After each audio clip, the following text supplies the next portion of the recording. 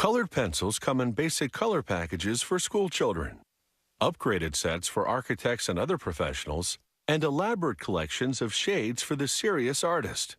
It isn't so much the color variety that determines the quality, but the pigment concentration in the lead.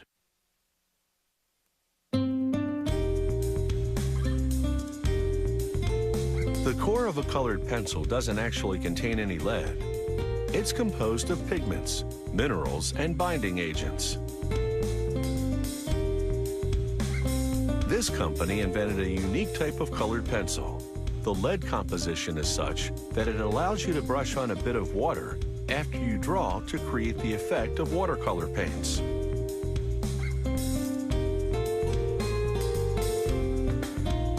Colored pencils start with a combination of pigments. Every shade has a specific pigment recipe.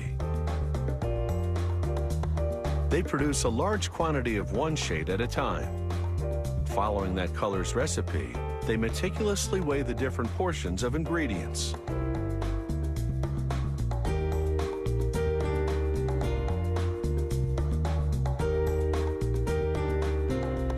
Then they boil a specific quantity of water and additives, and add binding agents, a secret blend of gums, resins, or waxes.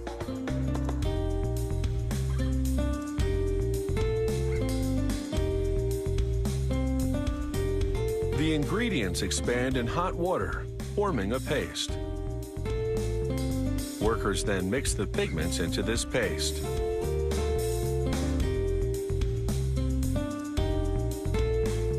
The next machine processes the paste into fine chunks, intensifying the color.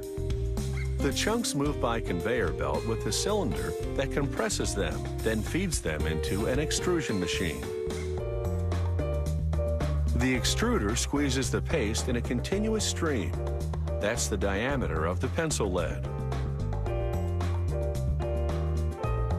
In a top-secret process, the next machine chops this long lead into pencil-length leads. But the leads can't write just yet. They're bathed in a vat filled with a mixture of chemical waxes. These waxes coat and impregnate the leads, in this case, red ones. Wax is a color delivery vehicle. As you write, it rubs off and adheres to the paper, taking pigment with it. With the leads now finished, the factory subjects random samples to quality control testing, including a break test and a durability test, in which each lead must yield 100 yards of writing. This company makes its pencil bodies from cedar wood. This machine carves grooves for the leads, then coats the surface with a thin layer of glue. The planks pass under a wheel that places the leads, then through another machine that slips a second groove plank on top. The next machine carves the hexagonal shape, then slices the pencils apart.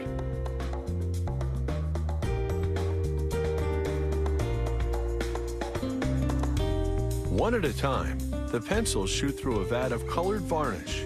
Their exterior is now the same color as the lead inside. Once the varnish dries, a heat stamp burns the company name and color number into the wood, filling the lettering with colored film. Then the pencils roll across an abrasive wheel, sharpening as they go.